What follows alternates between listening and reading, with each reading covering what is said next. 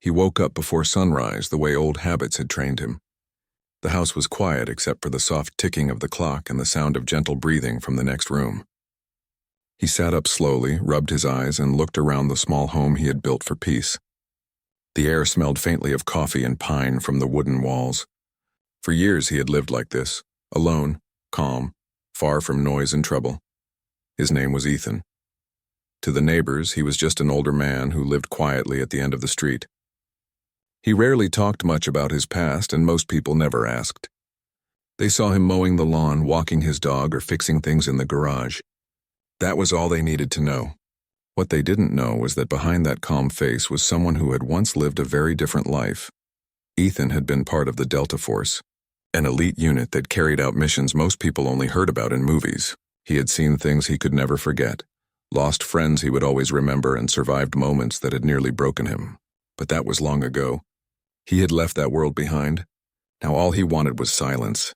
The only one who truly knew him was his dog, Shadow. Shadow wasn't just a pet, he was family. The Belgian Malinois had served alongside Ethan during his time in the military. Together they had saved lives, hunted down threats, and depended on each other in places far from home. When Ethan retired, he couldn't bear to leave Shadow behind. The military approved his request to keep him, and since then they had been inseparable. That morning, Ethan poured himself a cup of coffee and stepped outside. The first light of dawn painted the sky in pale orange and blue. Shadow followed, tail wagging, eyes bright and alert. Even after years of peace, the dog still carried the energy of a soldier. Sharp, disciplined, always watching. "Morning, buddy," Ethan said softly. Shadow gave a low bark as if answering back. They went for their usual walk through the quiet neighborhood.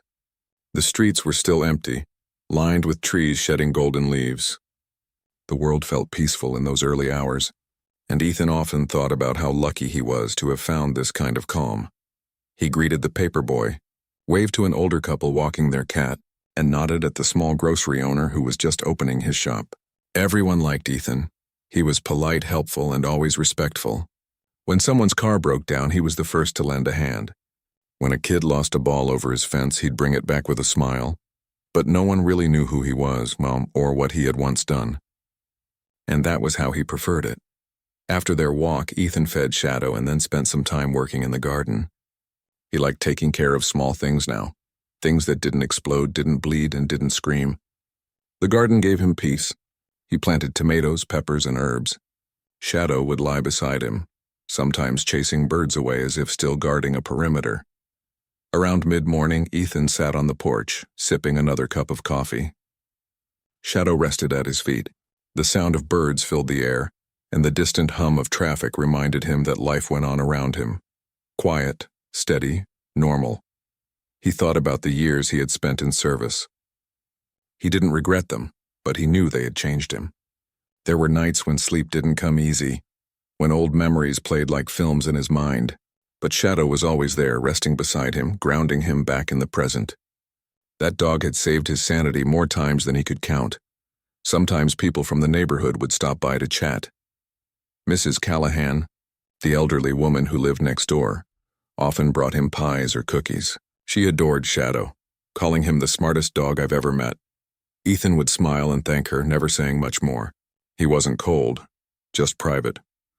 One afternoon, a group of kids playing ball near his house accidentally threw it over his fence. He walked out to find them standing nervously at the gate. Shadow stood beside him, alert but calm. "Sorry, mister," one of the boys said. "We didn't mean to." Ethan opened the gate, picked up the ball, and smiled. "No harm done," he said, tossing it back. "Just be careful not to hit my dog. He's got better reflexes than I do." The boys laughed, and one of them said, "He looks like he could catch anything." Ethan nodded. He probably could. Moments like that made him feel part of the community, even though he didn't talk much about himself. People respected him because he carried himself with quiet confidence. There was something about his posture, his steady eyes, the way he moved, disciplined, controlled, that made people instinctively trust him. Every evening, Ethan and Shadow took one last walk before sunset. The golden light would fall through the trees and the sound of cicadas would fill the air. Shadow would trot ahead, sniffing the air, checking every corner. Ethan liked watching the dog move. Smooth, graceful, always aware. Sometimes he would think about how much that dog had been through. Shadow had been trained to find explosives, track human scent, and respond to hand signals even in the loudest chaos. Yet now he was just a peaceful companion, chasing squirrels and sleeping on the porch. Life had become beautifully simple for both of them.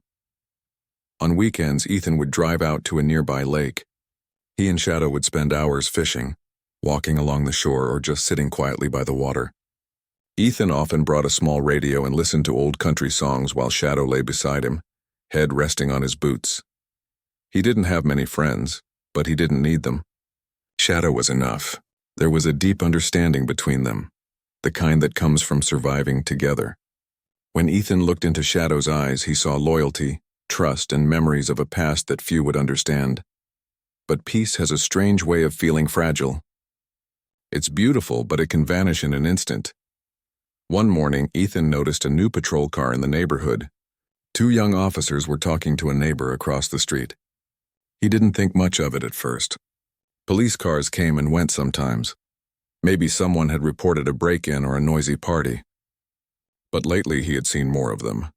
He figured it had to do with the increase in small thefts around town. Shadow didn't like the flashing lights. Whenever they passed by, he would stiffen, ears up, eyes fixed. Ethan would pat his head and whisper, "It's okay, boy. Just lights." Life continued peacefully. Days turned into weeks.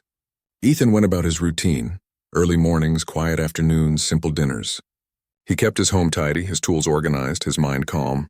Shadow remained his shadow, always close, always loyal. One late afternoon, Ethan sat on the porch reading a book. Shadow was lying on the grass, chewing a stick. The sunlight made his fur shine, and Ethan smiled at the sight. At that moment, a car drove by and the driver honked loudly. Shadow barked once, not aggressively, just startled. The driver waved apologetically and drove off. Ethan chuckled and said, "Relax, soldier. Not every loud noise means trouble anymore." Shadow wagged his tail and settled back down. There was something healing about their life together. Ethan often thought that Shadow had done more for him than any therapist could. The dog gave him purpose, structure, and love. 3 things he had nearly lost after leaving the military. That night, as Ethan turned off the lights and prepared for bed, he looked at the old medals and photos on his shelf. In one picture, a younger version of himself stood in desert gear beside Shadow, both looking into the distance. The caption read, "Partners." He smiled faintly. "We made it home, buddy," he whispered. Shadow wagged his tail in response. The next morning began like any other. Cool air, a pink sunrise, and the sound of birds waking up. Ethan brewed coffee and stepped outside with Shadow at his side. The dog trotted happily, nose in the wind. Ethan looked across the quiet street and saw the world as he always wanted it. Calm, ordinary, safe. He didn't know that within a few days everything would change. For now, though, life was simple. The man and his dog walked together down the same path they had taken every day, unaware of what fate was quietly preparing behind the scenes. Shadow barked once at a passing squirrel, and Ethan laughed softly. "You'll never catch that one," he said. Shadow wagged his tail, tongue out, as if to say, "Watch me try." Ethan watched the sunlight filtering through the trees and thought about how peace, though fragile, was still worth every effort to keep.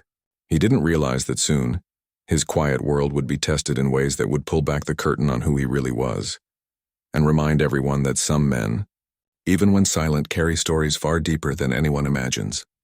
For now, though there was only calm, just a man, his dog, and a morning that felt like forever, the morning began like any other. The sun was rising slowly, washing the sky in soft orange light.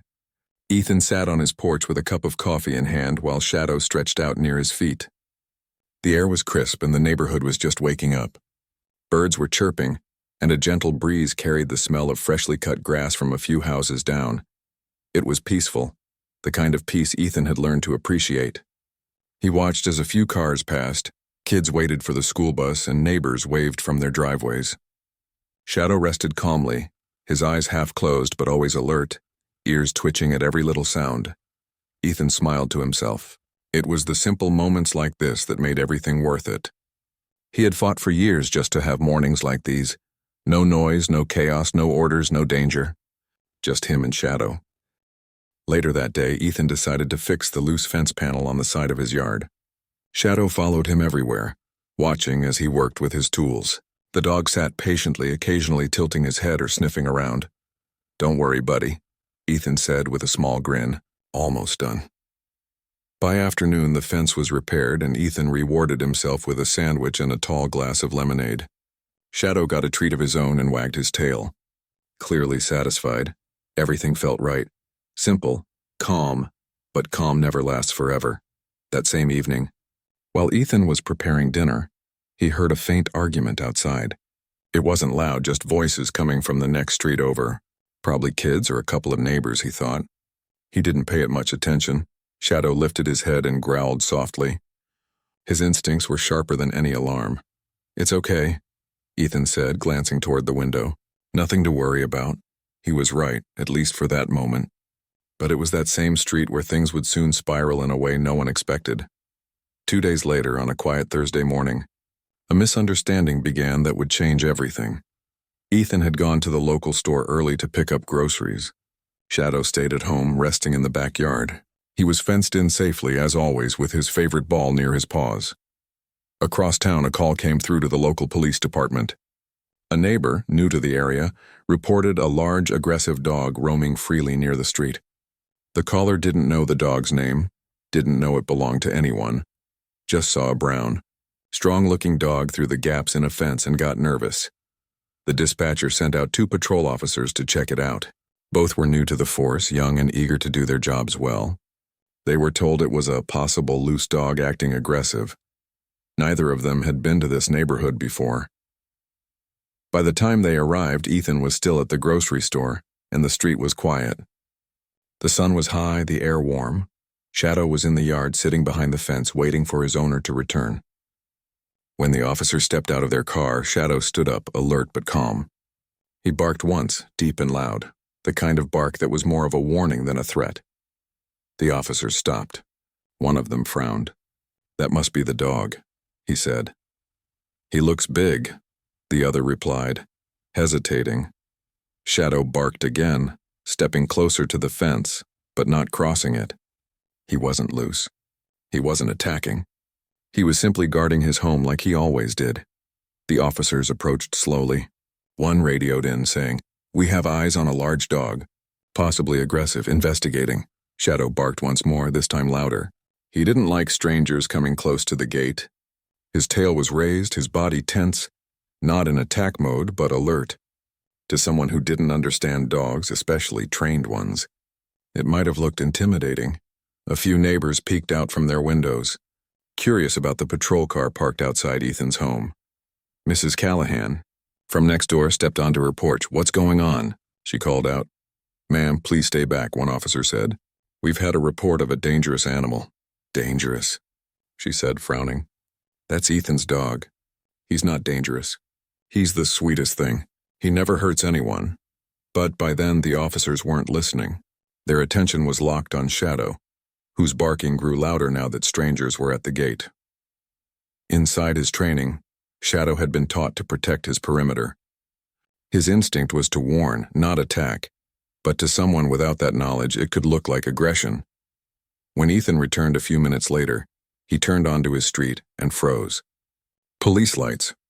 A crowd forming. His stomach tightened. He parked his truck and stepped out quickly, groceries still in hand. "What's going on here?" he called out. One of the officers turned. "Sir, please stay back. We're dealing with an aggressive dog situation." Ethan's heart dropped when he saw the gate and realized what they meant. "That's my dog," he said firmly. "He's not aggressive. He's in his yard." Shadow saw Ethan and immediately calmed down, tail wagging slightly. The tension dropped for a moment. "Sir, you need to stay back," the officer repeated. Ethan took a careful step forward. "He's fine. I'm his owner. Let me handle it." But confusion filled the air. The second officer, nervous and unsure, misread Shadow's sudden movement as aggression. The dog had barked once, just once, when the officer shifted position. "Wait," Ethan started to say. Everything after that happened too fast. A loud sound broke the calm of the street. The air seemed to freeze. Neighbors gasped. Mrs. Callahan screamed from her porch. Ethan's world went silent. Shadow collapsed near the gate, his body still, his eyes open but fading. Ethan dropped the groceries and ran forward, shouting. The officers froze, realizing too late what had just happened. Why would you? He was in his yard. Ethan's voice cracked. He knelt beside Shadow, his hands shaking as he touched the dog's fur. It's okay, boy, he whispered. It's okay. But it wasn't. The scene became chaos. Neighbors gathering, voices rising, one officer trying to explain, another trying to apologize. Ethan didn't hear any of it. He just sat there holding Shadow, his chest tight, his eyes wet, but expression calm. Too calm. People whispered that they had never seen a man look like that before. Not angry, not broken, but something deeper. After a long while, animal control arrived. Procedures were followed, reports written, apologies muttered. None of it mattered. Ethan refused to leave until Shadow was carefully taken away. He stood in silence the whole time. When the last car drove off and the street finally grew quiet again, he walked back inside. The house felt empty in a way he hadn't known before. Every sound echoed. Every shadow reminded him of what was gone. He sat on the couch, still in the same clothes, staring at the wall. His mind ran through everything. Every command Shadow had ever followed. Every mission they had survived. Every walk they had taken. All of it ended because someone didn't stop to ask one simple question. That night, the town was quiet. The same officers filed their reports, marking it as an unfortunate misunderstanding. But for Ethan, it was something far more personal. He didn't sleep. The silence of the house pressed on him. The empty space near the door, where Shadow usually lay, felt unbearable. He kept expecting to hear the soft sound of paws, the gentle breathing beside his bed. But there was nothing. The next morning, the neighbors gathered quietly, unsure what to say. Some brought food. Others left cards. Mrs. Callahan knocked on his door with tears in her eyes. "I'm so sorry," she whispered. Ethan nodded slowly. "Thank you," he said softly. That was all. He went back inside and stood by the window, looking at the yard where it had happened. The grass still bore faint marks where Shadow had fallen. For hours he stood there, not moving, not speaking. Just thinking. He wasn't angry yet. That would come later. For now, there was only grief, deep, quiet, and sharp as glass. He thought about how quickly peace could disappear. One call, one mistake, one misunderstanding. The officers didn't know who he was. They didn't know his past. The years he had given, the lives he had saved. To them, he was just another man on a quiet street with a barking dog. But to him, Shadow was everything. As the sun went down that evening, Ethan stepped outside. The street was empty. The gate still stood slightly open. He closed it gently, his fingers brushing against the metal. He whispered, "You were a good boy." Then he looked up at the darkening sky. His calm eyes no longer looked peaceful. There was something else there now, something steady and cold. He turned and went back inside, closing the door behind him. The next chapter of his quiet life had already begun, though no one on that street knew it yet. They would only see it later, in the quiet determination of a man who had lost everything but refused to let it end in silence. For now, though, the house remained still. The photos on the wall, the untouched food on the table, the leash hanging by the door, all silent witnesses to a day that changed everything. And somewhere inside, behind the calm face and quiet eyes, something in Ethan had awakened. The days that followed felt like a blur. The house was quiet in a way that hurt. Every corner reminded Ethan of Shadow. The sound of paws on the floor, the jingle of the collar, the soft breathing at night. All of it was gone. What was left behind was silence, heavy and constant. He moved slowly through the house, doing small tasks just to keep his hands busy. He cleaned the kitchen, folded laundry, fixed the small crack in the window frame. Anything to stop his mind from drifting back to that moment at the gate. People came by for a few days. Neighbors, old friends, a few officers who wanted to apologize again. He appreciated their kindness, but each time someone knocked, it felt like a sound that didn't belong. He didn't want sympathy. He wanted understanding. The officers who had been involved were put on temporary leave while an internal review began. Ethan didn't say much about it. When people asked how he felt, he just nodded and said, "I'm fine." But he wasn't. At night, he couldn't sleep. He would sit on the porch staring at the empty yard. Sometimes he thought he could still hear the faint sound of shadows bark in the wind. One evening, Mrs. Callahan brought him a pie and sat with him for a while. She spoke gently. "You know, I told them that dog wasn't dangerous," she said. "I told them I'd known Shadow for years. But they didn't want to listen." Ethan looked out toward the street. "People see what they expect to see," he said quietly. "They don't always stop to look closer." Mrs. Callahan sighed. "What will you do now?" He didn't answer at first. Then, after a pause, he said, "I don't know yet." But deep down, he did know. He just wasn't ready to say it out loud. The next morning, he walked out to the yard and stood near the place where it had happened. The grass had started to grow back, but the memory was clear. He took a slow breath, closed his eyes, and made a quiet promise to himself. He wouldn't let the story end that way. He wasn't seeking revenge. That wasn't his nature. But he needed to know the truth. How had it gone so wrong? Who had made the call? Why hadn't anyone listened to reason? The next day, Ethan drove to the police station. The officer at the front desk recognized him immediately. "Mr. Cole," she said softly, "I'm really sorry about what happened." I'm not here for that," he said calmly. "I just want to know the procedure for filing a records request." She nodded quickly and handed him a form. "You can fill this out. It might take a few days for processing." He thanked her and filled it out carefully. When she asked why he wanted the report, he simply said, "For my own understanding." As he left the station, the sunlight felt too bright. He sat in his truck for a moment, staring at the form in his hand. For the first time since it happened, he felt a small spark of purpose. Over the next week, Ethan read everything he could find about the laws regarding animal incidents, police conduct, and local response procedures. He wasn't looking for a fight. He was looking for clarity. When the official report arrived, he sat down at his kitchen table to read it. Each line felt heavier than the one before. It spoke of a potentially aggressive animal, of an officer's safety concern, and of a quick decision made under perceived threat. Nowhere in the report did it mention that the dog was inside a fenced yard. Nowhere did it mention that a neighbor had shouted that the dog belonged to him. It was as if the truth had been rewritten. Ethan set the papers down and leaned back. The room felt colder. He realized that the system he had trusted, the one he had once risked his life to protect, had already started to cover its tracks. He wasn't angry. He was disappointed. He took a deep breath and said quietly, "All right then." He started small. He spoke with neighbors who had seen what happened. Mrs. Callahan told him she had taken a photo from her porch right before the moment everything went wrong. She didn't even realize she still had it until he asked. When Ethan saw the picture, his hands tightened slightly. The image showed Shadow standing behind the gate, alert but clearly contained. It wasn't aggression. It was defense. "Can I make a copy?" he asked. "Of course," she said. "You take whatever you need." With that, he began to piece things together. He reached out to a local animal rights group, explaining calmly what had happened. They listened, shocked at how easily a misunderstanding had turned into tragedy. "Would you be willing to share your story?" one of them asked over the phone. "Not yet," he replied.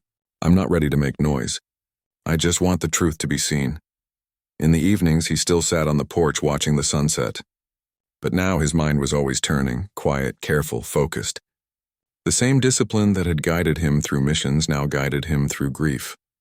A few days later, a letter arrived from the police department, apologizing again for the incident and promising further evaluation of training procedures. It sounded official, but hollow. Ethan read it twice, folded it neatly, and set it aside. He decided to go to the town meeting that was scheduled that week. It was held at the community center, a small place filled with folding chairs and tired faces. He sat quietly in the back until the open floor portion began. When it was his turn to speak, he stood slowly. The room quieted. Everyone knew what had happened.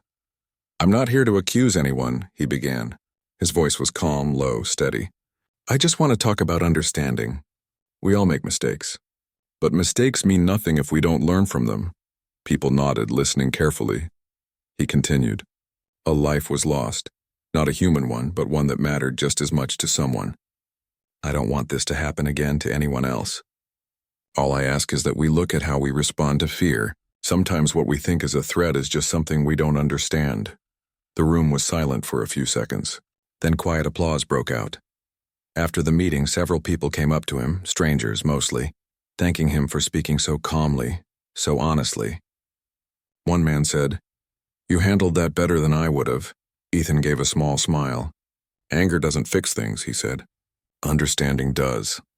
That night, for the first time in weeks, he felt a little lighter, but something still bothered him.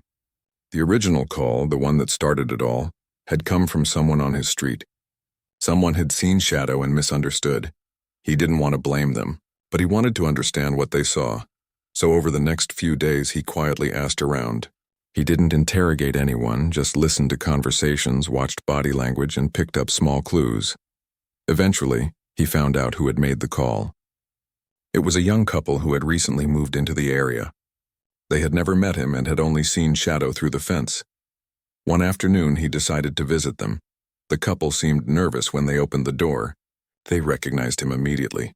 "Mr. Cole, we're so sorry," the woman said quickly. "We didn't mean for anything like that to happen. We just thought—" "I know," Ethan interrupted gently. "You thought you were doing the right thing." She nodded, eyes full of regret. "He barked so loud and we have a little kid." "We just got scared," Ethan took a breath. "Fear makes sense," he said. "But sometimes fear can cost more than you expect."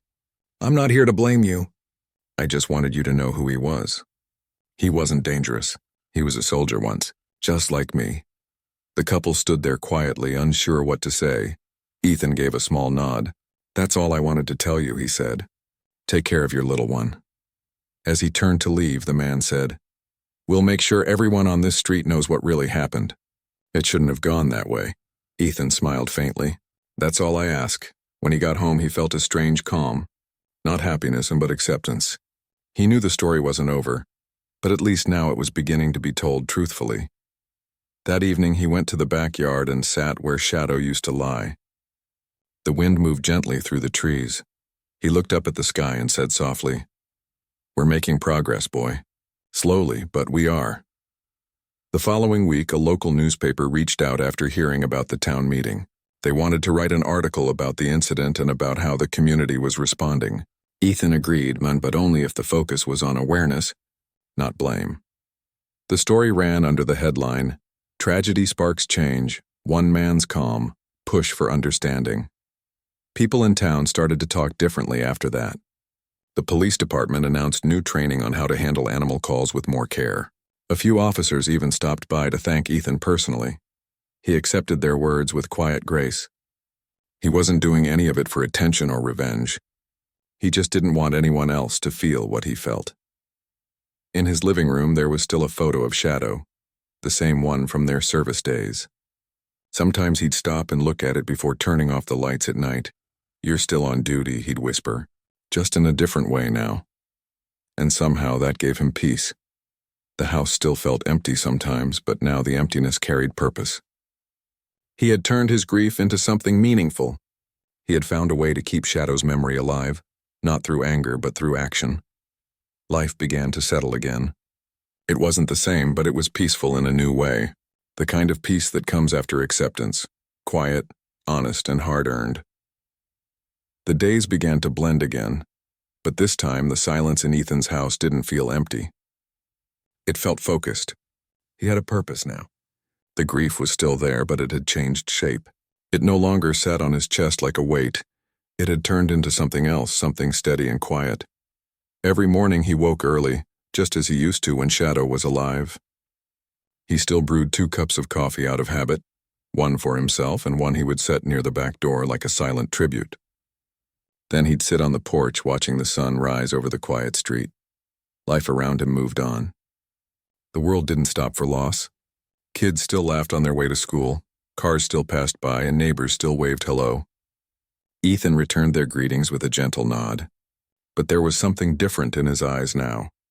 A calm sharpness, like someone who sees more than he says. The article in the local paper had spread farther than anyone expected. It was shared online, picked up by a few regional news outlets, and soon people across the state began to talk about it. They talked about how a calm, respectful man had turned his grief into a lesson for others. People started sending him letters. Not just condolences, but stories. Some wrote about their pets who had been misunderstood. Others wrote about unfair moments they had faced and how they chose peace over anger. Ethan read every letter. He kept them in a wooden box beside his desk. He didn't think of himself as a hero. In his mind, he was just doing what was right. He wanted change, not credit. One afternoon, the local police chief came to visit. He was older, quiet-spoken, and carried the kind of weariness that comes from years of dealing with people's worst moments. "Mr. Cole," he said, standing at the gate, "I wanted to come personally. I've read your words. You've handled this with more grace than most could." Ethan nodded, motioning for him to come in. "Thank you for saying that." They sat on the porch for a long time, talking about procedures, training, and the limits of fear. Ethan spoke carefully, never accusing, never demanding, just explaining what it felt like to lose something precious to a mistake. The chief listened the whole time without interrupting. When he finally spoke, he said, "You're right. We can do better." And they did. In the weeks that followed, the department announced a new training program focused on community engagement and de-escalation for animal-related calls. They even named it Shadow Protocol in honor of Ethan's dog. When the chief called to tell him, Ethan was quiet for a long time before saying, "That means more than you know." The change didn't bring Shadow back, but it gave his loss meaning. Still, there were moments when the quiet hit too hard. On those days, Ethan would drive out to the lake, the same one where he and Shadow used to fish. He would sit by the water with a notebook in hand, writing down thoughts, memories, and lessons he wished people would learn. He wrote not to publish, but to remember. Sometimes, he'd write about fear, how easily it takes over when people don't understand something. Other times, he wrote about patience, trust, and how one act of kindness can stop a storm before it starts. His words were simple, but full of meaning. He didn't realize it then, but those notes would later become something more. One afternoon, while at the small local library, Ethan met a young woman who recognized him from the newspaper. She introduced herself as a volunteer who helped organize community workshops. "We're starting a new series on trust and responsibility," she said. "Would you maybe talk to people about your experience?" He hesitated. "I'm not much of a speaker." "You don't have to be," she said with a smile. "Just tell the truth. That's enough." He thought about it for a few days before agreeing. The following week, he stood before a small crowd at the community center. Not police officers or officials, but regular people. Parents, students, dog owners, and curious neighbors. He wasn't used to being the center of attention, but as soon as he started talking, the nervousness faded. He spoke in his usual calm way, sharing the story of Shadow and what he had learned. He didn't dramatize anything. He just told it as it was, honest, human, and raw. The room was silent when he finished. Some people had tears in their eyes. Others came up to him afterward, thanking him for reminding them that strength doesn't always mean fighting. Sometimes it means forgiving. That night, as he walked home under the soft streetlights, Ethan felt something he hadn't felt in a long time, peace mixed with purpose. It was strange, he thought. All his life he had been trained for battle, to handle chaos, protect others, and fight through fear. But now his mission was different. Now his mission was about peace, and somehow it was harder, but it felt right. In the months that followed, the changes in town grew. Officers began attending new training sessions. Animal control started working with local shelters to learn safer ways to approach frightened pets. People who had once been distant began to talk more openly. It wasn't perfect, but it was progress. Ethan became something of a quiet mentor in the community. People came to him for advice, and not because he had power, but because he had wisdom. He listened more than he spoke, and when he did speak, his words carried weight. Once a young officer stopped by his home after a long shift. He looked nervous. "I wanted to say thank you," the officer said. "Before all this, I probably would have made the same mistake as those guys. But now, I think twice. I take a breath first." Ethan nodded. "That's good," he said. "Sometimes one breath can change everything." After the officer left, Ethan sat back on the porch, smiling faintly. It wasn't victory. It was healing. The world outside his small town began to take notice too. A few journalists reached out to write about how one man's calm response had created real change. He never tried to make it a big story. But the attention came anyway. He agreed to one interview, just one. He spoke about empathy, understanding, and the importance of seeing past fear. The article went viral for a while. People online called him the quiet hero. Ethan didn't like that title. He never wanted to be seen as a hero. To him, Shadow was the real one. So when a local artist offered to paint a mural in honor of the training program, Ethan made one request. "Don't paint me," he said. "Paint him." And they did. A few weeks later, the mural was finished on the side of the police training center. A large painting of Shadow, sitting proud and calm, his eyes full of life. Below it, in bold letters, were the words Ethan had once said at the town meeting. "Fear fades when we choose to understand." When he saw it for the first time, Ethan stood silently, hands in his pockets. He didn't say a word, but his eyes glistened. The chief came up beside him and said, "He's still protecting people, you know." Ethan nodded. That's all he ever wanted. From that day on, whenever new officers began their training, they were told the story of Shadow, not as a warning, but as a lesson in humanity. Time passed. Seasons changed. The leaves turned gold again, and another year quietly rolled by. Ethan still lived in the same house, still took morning walks, still kept the leash hanging by the door. But he wasn't lonely anymore. He had found new purpose in helping others see what he had once taken for granted. The beauty of calm, the strength of understanding. Sometimes, when he walked through town, children would run up to him and ask, "Is that really your dog on the mural?" He would smile and nod. "Yes," he'd say. "That's Shadow. Was he brave?" They'd ask. "The bravest," he'd answer softly, but not because he fought, because he stayed gentle. Those little conversations meant more to him than he could explain. He realized that legacy isn't about fame or medals. It's about what people remember and learn from your story. And Shadow's story was teaching people kindness every day. One evening, as the sun was setting, Ethan drove to the lake again. He brought a small wooden box with him, the one that held the letters and a few of Shadow's things. He sat by the water for a long while, listening to the gentle waves. He opened the box and took out the old photo, the one from their service days. He smiled at it and whispered, "We did good, didn't we?" Then he closed the box and set it down beside him. He didn't need to open it anymore. The memories were already a part of him. On his way home, he stopped by the training center again. The mural glowed softly in the streetlights.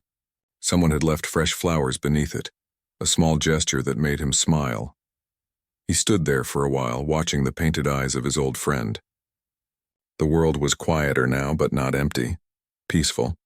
Ethan whispered, "Rest easy, partner." Mission accomplished, and for the first time in a long while he felt whole.